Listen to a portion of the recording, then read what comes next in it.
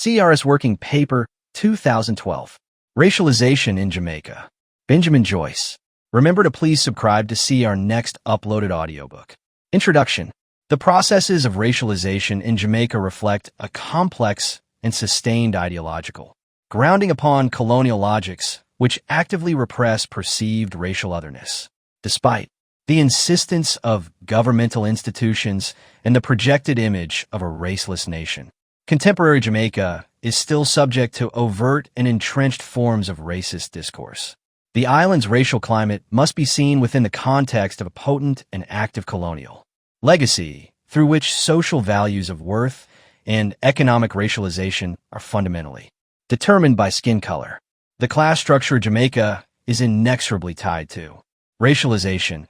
As such, it enduringly pervades and dictates all elements of Jamaican life. Specific studies of Jamaican racialization have been limited in conjunction with a government unwilling to explore its domestic race problem. The operation of a racial machine is left unchecked and in no small way contributes to Jamaica's stagnant economy and warring society. It is the purpose of this essay to explore the racialization of post-colonial Jamaica and to expose how the social regulation of race enduringly limits its Afro-Caribbean population in economy, society, and to a certain extent politics. This focus shall not be at the expense of other races. However, Black Jamaicans are at a nexus of racial judgment. The perceived identity of Jamaica. The picture painted by Jamaican governmental institutions is one of harmony in an ideologically raceless society. This post-raciality was not sought through any definitive steps to absolving racial difference. Rather, the government conscripted the concealment, not removal, of racial boundaries. This is reflected in Jamaica's national motto, out of many, one people. The desire to strip the nation of a globally perceived race does not reflect the unification of race through assimilation. Rather, it serves to strengthen the divide between Jamaican races. Despite this, the racial diversity of the island has been seen to reference an environment of equality, multiculturalism, and diversity. Wardle describes a globalized image of a racial consciousness which defines a land of free choice. This image of Jamaica must be seen in the context of a government dependent upon its tourist industry, which has become, in recent years, the most vital component of the Jamaican economy. The instability of contemporary Jamaica's economy is attributable to the decaying foundations of a plantation economy which favors white Jamaicans over blacks. As a result of this selective presentation, there is little external recognition of race hate within Jamaica. More alarmingly, and certainly symptomatic of the true nature of Jamaican race, there is little internal administrative recognition of domestic racism. The general assessment of Jamaica is inexorably linked to the globalized identity of predominantly Black Jamaican citizens. Hence, a prevalent global expectation to be quintessentially Jamaican and to conform to a Black dready phenotype exists. Whilst global expectations such as these seem trivial in a country whose people acquired globalized worldviews, this expectation is imported and takes hold in Jamaica. The construction of a racially driven masculinity has significant ramifications internally and internationally. A popular view exists which attributes an inherent supermasculinity to males of Afro-Caribbean origin. African-Caribbean boys are hard, stylish, and to be admired, but they also carry an image of aggression and disdain for others. Research amongst youth populations in both Britain and USA indicates an entrenched perception of Black men of African-Caribbean descent as supermasculine. This arguably has agency in Jamaican racialization, insofar as an affirmation of identity through abandoning imposed whiteness has proven an effective way of reconstituting an autonomy which was robbed. Despite such perceptions of the island, there is a simultaneously negative image of Jamaican culture which imposes views of criminality upon the Black Jamaican population. Jamaica's largest city, Kingston, has the title of murder capital of the world and is riddled with gun crime and gang culture. The predominantly Black urban population is somewhat demonized in this perception, which does not attribute responsibility to Jamaica's lack of social reform. Jamaican acquisition of worldviews again plays a significant role here. Representation of Jamaicans in England and other Western countries arguably concrete. The negative perceptions of black criminality internally. This is exhibited in that Yardis are perceived as archetypal Jamaicans. Internationally renowned dancehall artist Buju Banton questions why everything weg on a foreign Yardi get to blame. Afro-Caribbeans elsewhere in the diasporic population prompt new definitions of blackness. The notion of a synergetic absorption and expulsion in the island's makeup has significant consequences. The ambivalence and demonization from external nations is reabsorbed by Jamaica and serves to reinform expectations of race. This depreciation arguably feeds cyclical processes of expectation. Despite the prevalence of racism, there is a wealth of sources which suggest race as the dominant form of discrimination has been supplanted by class. Jamaica is a society structured primarily by class, where England or America are structured primarily by race. A view pertaining to Jamaican segregation on a classist basis seems unwilling to tackle the huge complexity of the domestic race problem. Rather, the belief that the legacies of colonialism created a society divided on two closely coinciding axes, race and class, conveys more accurately the interwoven relationship of the two. Moreover, race has agency in determining social mobility. As such, Jamaica's class structure is primarily built upon race, a fundamental determinant of economic expectation and success. Consequently, the machine of binary logic positing good and bad in alignment with white and black is rarely recognized thereby, allowing it to thrive, neither tested nor negated. The perception that a racially neutral state has emerged does not bear weight under scrutiny. The government's emphasis upon a positive projection of image comes at the cost of tackling the race issue in any substantive way. Consequently, the legacy of more than 3 centuries of slavery persists to this day in Jamaica. Upon contacting the Jamaican High Commission, it transpired that no records of racially motivated crime are kept by the government's statistical body. This proof of a detached or even distorted body of research gives credence to the belief that Jamaica's image is established upon a code of ignorance and concealment for the purposes of tourism, despite the concerted attempt to transpose the country's racial problem into a less damning class structure. 1. Class is still aligned with race. To take a post-racial image as gospel as occurs often is to diminish the daily existential conflicts which transpire between classes and thereby races. The racial identity of Jamaica. The truth of perceived Jamaican races is far more diverse than the homogeneous black perception of the West, rather presents a situation of considerable racial ideological complexity. 11 Miller suggests racial groups intermarried to produce Jamaican society from a varying mixture of Europeans, Jews, Africans, Indians, and Chinese races. However, these interactions were mediated through a colonial and caste system of judgment. Needless to say, the relationship between the first white and African inhabitants was one of white superiority. The arrival of East Indians and a shadist caste system under which their society is structured compounded the degradation of African Jamaicans, widening the void between blacks and other Jamaican ethnicities. This process of racialization seems to conform to Goldberg's relational methodology, which suggests colonial outlooks, interests, dispositions, and arrangements set the frameworks for engaging and distancing, exploiting and governing, admitting and administering those conceived as racially distinct and different, and relatedly for elevating and privileging those deemed racially to belong to the dominant. Certainly the importation of an Indian caste system had the potential to disrupt such a reading, but their subservience to whites and denigration to blacks meant that this system correlated neatly with sustained colonial philosophies. The color-based classification of race, which characterizes racial relations throughout the Caribbean has evolved into a number of categories which oversimplify the genesis of racial distinction in the country: white, brown, and black. These divisions are seen to correlate with the socioeconomic categories of upper class, middle class, and working class. 14. This color scheme characterizes the social, economic, and political institutions in Jamaica today, even though over time the colonial prejudices have been hidden behind education and social class. Again, Miller's lexical choice is a significant one. Hidden, the effects of governmental concealment are pervasive. There have been superficial social reforms, but increasing poverty and subsequent criminality leads to the increase and fortification of a rich-poor divide.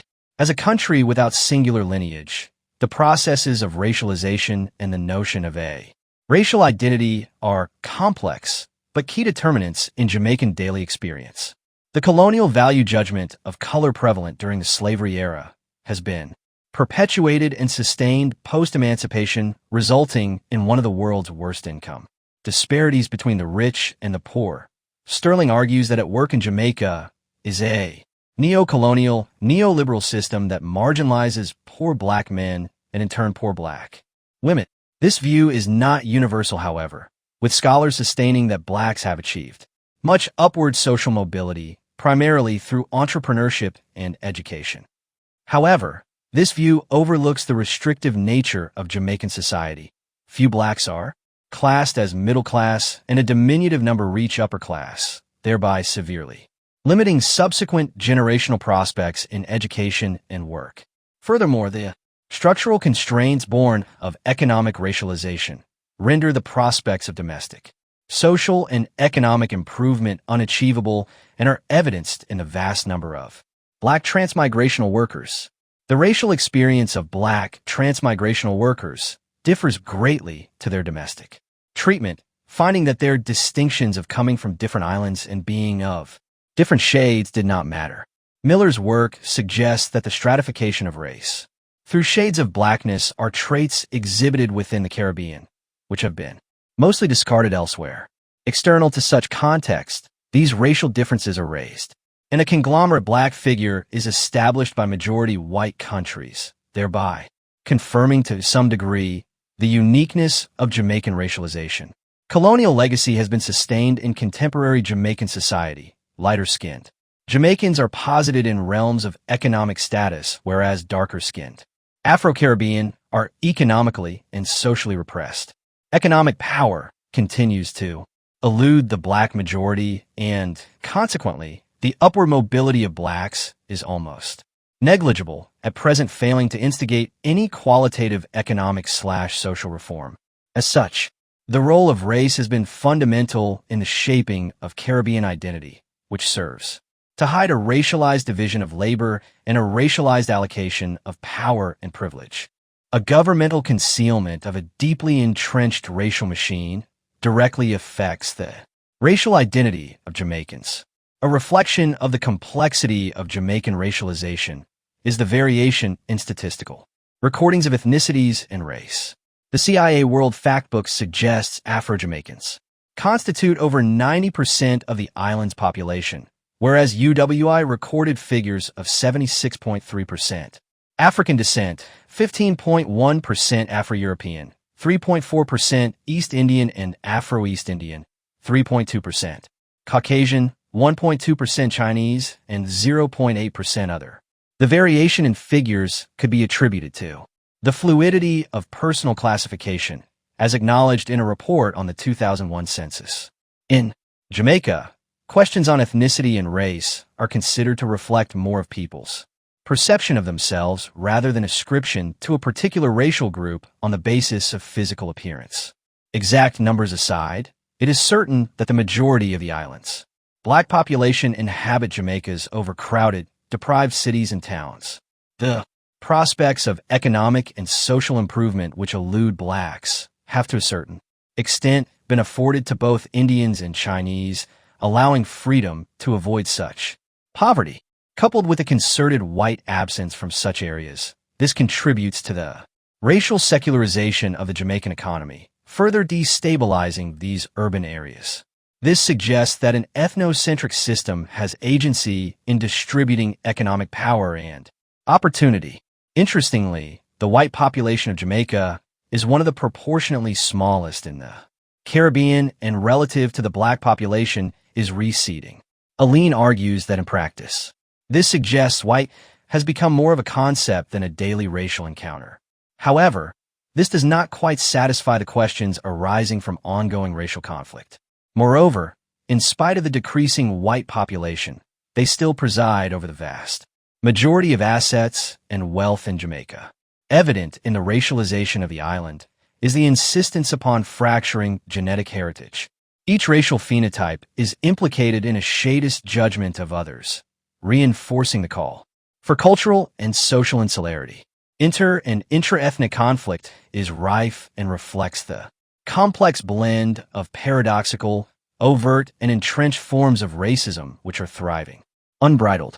Jamaican racialization has established a number of modes of racist interactions. Firstly, racialization from above, the imposition of racial categories and therefore judgments of worth by a light-skinned minority upon majority populace. Secondly, the notion of associational race, a majorative judgment whereby a person's social status and resultant associations define their racial identity. And finally, self-racialization, the individual's ascription to characteristics defining ethnicity and their personal judgments of them. Racialization from above is arguably the basis for the other two modes, in that it is the mode which establishes a racial hierarchy. However, of increasing significance in contemporary Jamaica are the latter two. Associational race, in particular factors in the interactions between brown Jamaicans and blacks. The illegitimate offspring of absentee plantation owners were often left in positions of authority with benefits of such status. Hence, they emerged as the elite class within Jamaican society after emancipation.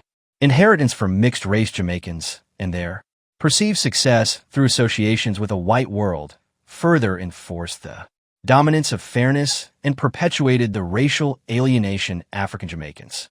Protection for the offspring of whites was written into the original colonial charters, showing that de jure and de facto racism were literally written into the hierarchy of the island. Aline alleges that in Jamaica, brown has become a more active pole of opposition, an antithesis to black. This rift was reflected in Marcus Garvey's judgments of mulattoes. He stated, the mixed-race Jamaicans train themselves to believe that in the slightest shade the colored man is above the black man, and so it runs up to white. This view typifies the racially fractured infrastructure of thought which reacts to oppression by supporting the stratification of race. Contrary to Garvey's assertion, mixed-race citizens are not training themselves, rather are subject to a pervasive and prevailing system which favors fair skin. Consequently, Jamaican mixed-race citizens, in accordance with global precedent, suffer a state of suspension between poles, denied full integration to either. Considering the breadth of Jamaican mixed-race heritage, this reflects the implosive depreciation of individual race. However, the same notion of associational race does not factor in the final mode of racist interaction, self-racialization. Both of the other modes, through essentially force blacks to apologize for their racial otherness. Hence, the need for self-affirmation emerges, and identification with and celebration of racial allegiances. That being said, alongside this positive affirmation, there lies a pernicious internalized form of racism which involves prejudice, stereotyping, and perceptions of beauty among members of the same racial group, whereby light skin is more highly valued than dark skin. The interaction of black-on-black racism conveys how instrumental the depreciation of blackness is in Jamaica. The semantic adequacy of auto-racism has been questioned, leading Hutton to adopt the term acquired anti-own race syndrome, ARS. He suggests the syndrome is characterized by self-denial and self-negation. AORS pervades the subconsciousness of masses of African people in Jamaica and manifests itself in attitudes that are like second nature to them. The continued self-depreciation of African origins is effectively conveyed in a study by Ferguson and Kramer, which identified similarities in the way that colorism manifests itself in both Black North American and Jamaican societies. Both societies have, they argue, a shared negative attitude toward dark skin and a culturally valued preference for fair/white skin. It is pertinent to return to the study by Squire, which identified the popular view that Afro-Caribbeans act sort of bigger and louder and more confident in, demonstrating how misguided perceptions of Jamaica are. The tripartite of white, brown, and black does not fully encompass the complexity of Jamaican phenotypes or racial ascriptions. Within each category, there are further stratifications. For example, within brown, there lies a subcategory of red. In an anecdotal source, Austin Bruce isolates a microcosmic event which typifies racist interactions between brown, red, and black. A mixed-race landlord unhappy with the state of one of her buildings calls a tenant dirty nigger, who replies, "Dem call ye red woman, no fish chame." Red people with copper-colored hair and freckled skin are looked down upon as the ugliest combination of white and black. This interaction reflects the divisibility of shades, conveying to the mental conditioning of Jamaicans to exhibit distaste for blackness. There is certainly a failure to recognize the gravity of race. Even those who explore the importance of race in Jamaica have overlooked the fundamental links between race and society. On the subject of skin bleaching, Muta Baraka dismisses it as Jew and not a ting. Dim use, DD. 10 years time, dim stop do that this relegation of skin bleaching to a passing fad fails to recognize the psychological and sociological implications of bleaching. It is certainly symptomatic of a de facto preference for whiteness. To solely explore the racisms of black and white is to largely diminish the multifaceted complexity of Jamaican racialization. Whilst fair-skinned Chinese are generally grouped as whites in Jamaica, they too have been victim to specific racial discrimination, resulting in the departure of many members of the Chinese community due to racial unrest in the nation. 33. Their arrival, along with Indians, introduced foreign religions and languages and delineated new racial chasms. The Chinese population has been subjected to 3 riots in modern Jamaica in which violence and intimidation was utilized to alienate them. Evident, too, is the use of government legislation in the limitation of Chinese economic improvement through retail. These events do not equate neatly to racism against blacks. Firstly, this action was conducted by a majority racial population, whereas racism against black Jamaicans is propelled largely by a fair-skinned minority. Secondly, Chinese populations had prospered economically and gained some social mobility. In fact, the income disparity between the two groups has been cited as a point of ignition. That, coupled with the suggestion that the Chinese themselves were to blame for racially and culturally isolating themselves, reflects that it is not solely the identity of the Chinese, but that racial integration, too, is key in determining racial interactions. This in itself cannot sufficiently explain the cause of Jamaican racism. Black and Caucasian communities have been seen to integrate in public spheres, yet the possibility of a racial peace pact is absent. Somewhat ironically, Jamaica has since emancipation been a racially active state in supporting the struggles of numerous African liberation movements, including the anti-apartheid movement and the search for black rights elsewhere in the diaspora. This investment can be seen to reflect that Jamaicans understand themselves as global citizens who have the potential for making social and cultural connection with many parts of the world. Equally, this can be seen as a buttress to a global perception that Jamaica is race-free. Jamaica's recognition of a role as a global nation and their reaction to world views highlights the cyclical nature of this relationship. That being said, this interest in global racial liberation has not extended to internal freedom struggles. Consequently, color lines and ethnic barriers still exist in the country. The refusal to tackle Jamaica's race problem has resulted in the division and concretion of separate racial cells, which themselves divide into conflicting units. This descent into a racial meiosis is fundamentally grounded on the permafrost of colonial racism, again supporting a Goldbergian relational model. This, coupled with the introduction of an Indian caste philosophy through indentured workers and the abilities of a fair-skinned Chinese community to prosper economically, solidifies and agitates the inter-ethnic barriers of Jamaica. The continued dominance of a white economy and its influence in politics and policing fractures racial communications further. It is essential to note the racial climate of Jamaica has not become stagnated and static. On the contrary, it is alive and well, and continuing to marginalize members of its communities. Experience of predominantly Afro-Jamaicans is the product of an established and thriving machine of discrimination from jobs, services, and social stratum.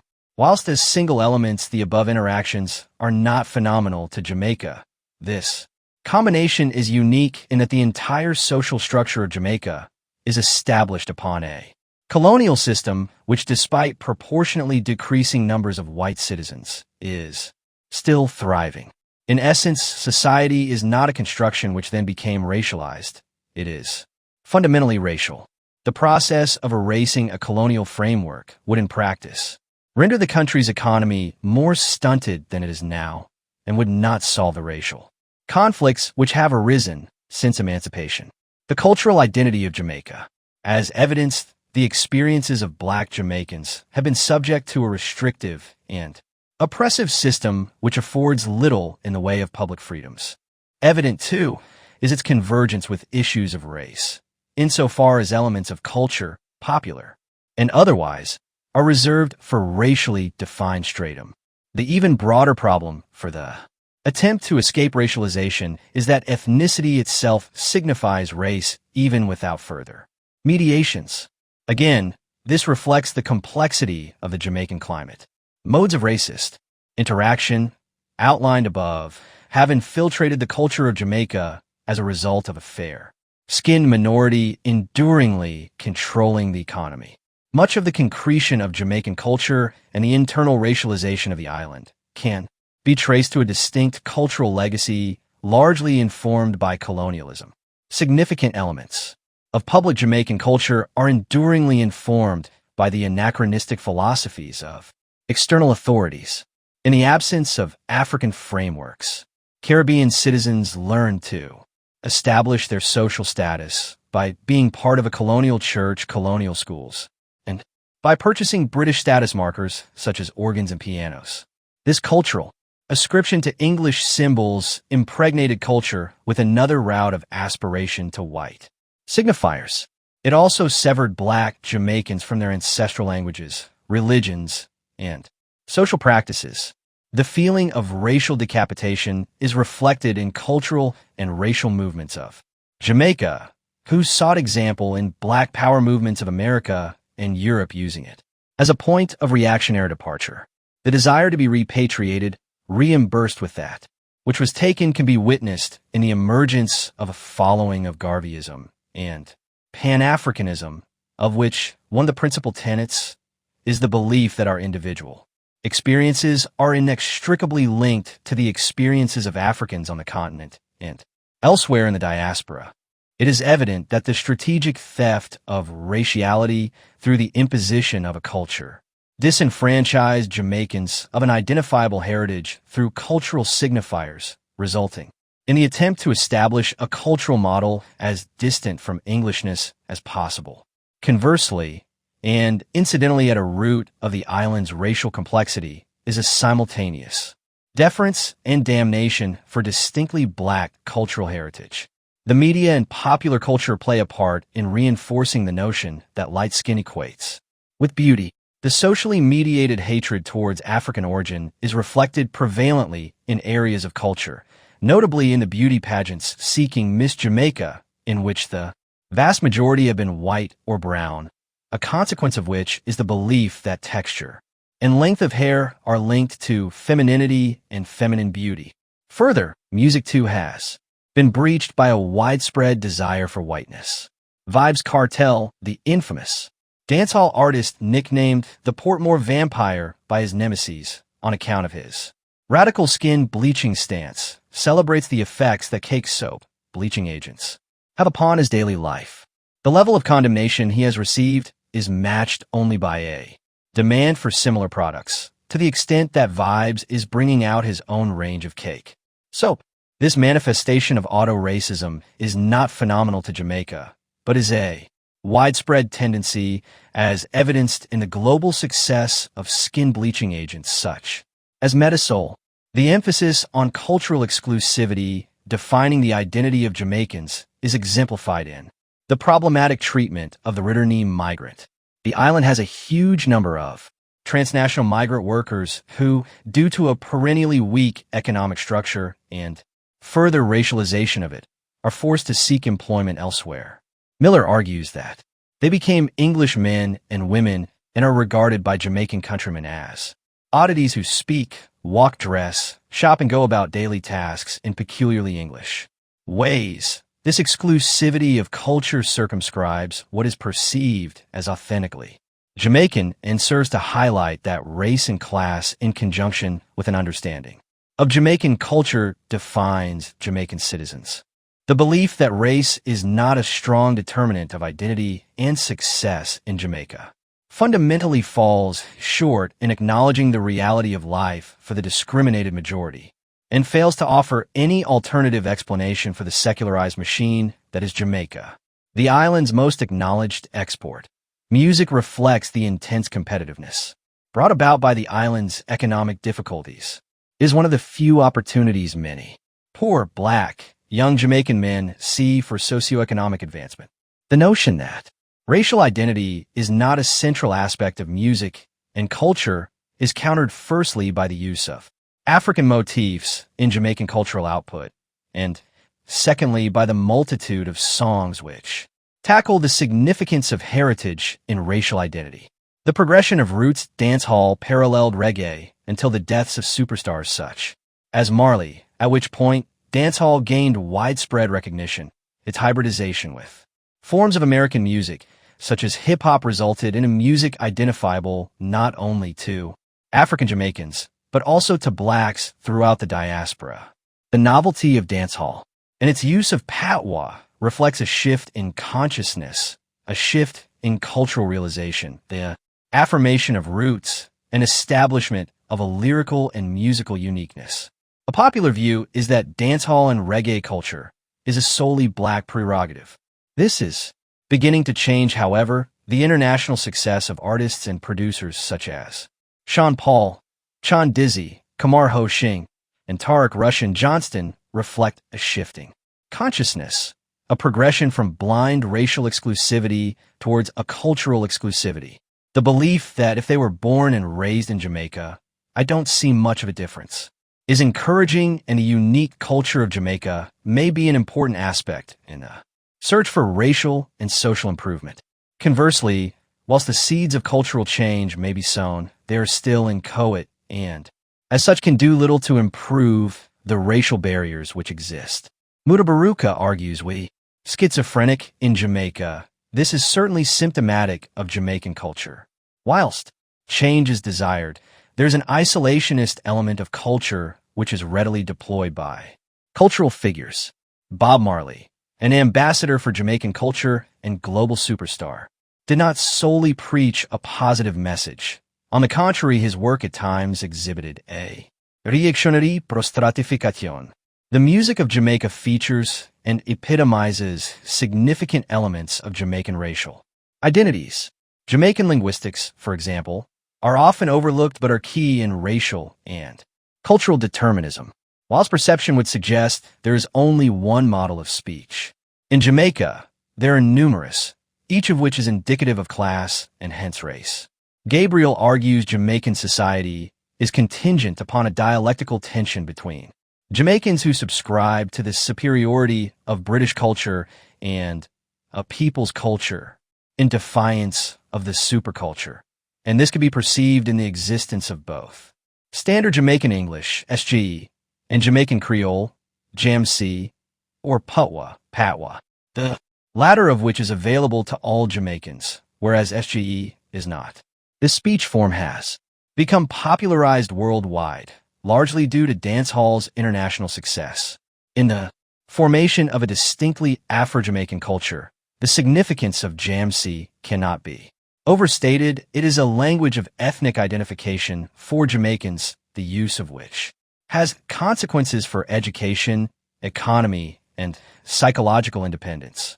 That being said, the construction and widespread adoption of a quintessentially Afro-Jamaican language saw its degradation by racial minorities as a speech form of the Jamaican poor. Thus, Jamaican Creole is relegated to a language of the black masses, whereas fairer-skinned Jamaicans with financial access to educational provision speak a language reserved for elite, SGE, a reinforcement of the rich-poor, fair-dark divide. Finally, Dread Talk, which has to a lesser extent gained widespread recognition through dancehall, is a relexification of Patois, represents an attempt to bend the lexicon of Jamaican Creole to reflect his social situation and his religious views. Incidentally, religion is a central theme to much dancehall and reggae.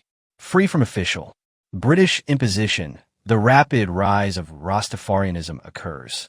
Certainly the genesis of the movement was rapid, taking influence from Garvey, the Maroons, and the spirit of the Black Panthers. However, its adoption was not widespread. The religion is split into 12 mansions, all of which convey Ethiopia as the home of the Holy Mount Zion and Emperor Haile Selassie as prophet. This is pertinent to the question of race, not only because the overwhelming majority of Rastas are black, but because the faith is fundamentally different to white religions. Moreover, Rastafarians directly challenged the downpression they were subject to. It also reflects the uniqueness of Jamaican culture. Rastafarianism is a unique phenomenon in that it appears unrelated to European or even African cultural antecedents. Nonetheless, the misguided perception that Rastafarians constitute the mainstay of Jamaican religion fails to acknowledge the ongoing suppression of black independence. The truth is that Rastafarians are a marginalized and minority element of society. The religion constitutes less than 1% of the island's population, 56, and are amongst all races the most alienated group in society. The mass availability of Rasta's challenge to the government was crucial in its changing priorities. It has been noted Jamaican political parties used Rastafarian symbols and reggae music in their electoral propaganda. 57 in terms of race, this reflects the belief that Rastas, despite their marginalization, represent a core of authentic blackness. The establishment of culture in the affirmation of race and the questioning of authority. As with control of the economy, Jamaica's white and to a lesser extent brown populations were until very recently in absolute control of island politics. Afro-Jamaicans have been afforded some space for mobilization in politics. However, this is arguably superficial, as a white minority engineer change. The artificiality of such action is reflected in that only 3 prime ministers have been black. Increasingly, political support for the island's 2 parties, JLP and PNP, is decided by the party support for the struggles of black nationals. Each party either tries to present Jamaica as a homogenous nation, 58, or remind the black population of their ongoing support for African liberation movements, and puts forward a greater number of darker candidates to stand in elections. This embodies a step towards social improvement, but is arguably part of a manifesto for political power. Neither party fully engages with domestic racial conflict. This refusal to acknowledge heterogeneity and its racial implications cannot yield any meaningful improvement. Unless issues such as the economic disparity and social barriers are addressed, the tension can only escalate. In essence, racialization in Jamaica contributed to and was in turn informed by a strong cultural identity bound to a racial one. Thus, Jamaican identity is not entirely defined by race, but the learnt behavior of a culture within which is a manifest system of class judgment which attributes certain cultural traits to specific stratum. For example, the prevalence of blacks in dancehall culture directly reflects the refusal of whites and browns to integrate into black culture. Economic and social self-determination is impeded in every respect for African Jamaicans. As a result, culture has been the only avenue for autonomy and potential upwards mobility. The concretion of a distinctly Jamaican culture is a key manifestation of a racially restrictive system. Dancehall, in particular, reflects the urgency and competitiveness of citizens with few opportunities to escape Jamaican framework. Conclusion. It has been the intention of this essay to tread some damning ground, which Jamaica's government and scholars alike seem unwilling to acknowledge. The ongoing prevalence of racism, predominantly targeted towards blacks, represents a systematic failure of a nation to upkeep its projected standards of racelessness, a failure to arrest the descent of a system weighed down by a living colonial legacy has ensured the division of boundaries between races. The strictly ethnocentric nature of the economy means that it reflects accurately the intentions of those in real power, the repression of black citizens, and the favoring of whites. Consequently, class distinctions based on skin color have been hard to eradicate. 59 and arguably expose an unwillingness to effect change or even to confront the race problem in Jamaica. Racism is often seen as something that happened in Jamaica, a finite phase, a dark epoch in the island's history. However, under any examination, this belief cannot be sustained. Prescriptive racism is still a blight upon the daily experience of black Jamaicans. The transition from slave colony to free economy is at present virtually static and far from reaching resolution. The lack of a cohesive and broad support for anyone nationalistic movement only amplifies the crushing immovability of entrenched race relations. This essentially begs the question, how well did Jamaica secede from colony to free land? In short, it has not. Race is a cornerstone in the structure of class, culture, and thus daily life in Jamaica. Although tentative steps have been made towards progress, mainly through culture, the situation is not likely to change absent a governmental readiness to acknowledge a problem and instigate social reforms to ensure sufficient education for Jamaican youth populations, to encourage the growth of small businesses in all racial categories, and to monitor the strictly pro-white sentiment of elements of popular culture. Of central importance is a recognition that neoliberalism makes progression to a post-racial state near impossible. References: Alcoff, Linda, Visible Identities, Race, Gender, and the Self, Oxford, Oxford University Press, 2006. Aline, Mervyn C., Construction and Representation of Race and Ethnicity in the Caribbean, Jamaica, the University of the West Indies, 2002. Austin Bruce, Diane J., Urban Life in Kingston, Jamaica, The Culture, Class, and Ideology of Two Neighborhoods, Montreux, Gordon and Breach Science Publishers, 1984.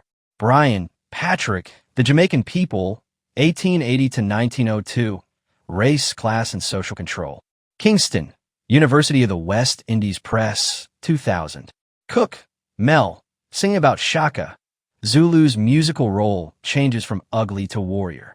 http://jamaica-gleaner.com/gleaner/20120-219/int/int1.html. Dicotter, Frank, Why Racial Discourse Became Global, 2011. http://www.humanities.uci.edu/collective/hctr/trans-scripts/20-1_05.pdf. Gabriel, Deborah, Layers of Blackness, Colorism in the African Diaspora, Imani Media. Le Tede, Haingin Kong Cham Ling Bai. Gilroy, Paul, Darker Than Blue, On the Moral Economies of Black Atlantic Culture. Harvard University Press, 2002. Goldberg, David Theo, 2009. Racial Comparisons, Relational Racisms. Some Thoughts on Method, Ethnic and Racial Studies, 32:7. Lucas, Quinto, Americas, Neoliberalism Exacerbates Racism.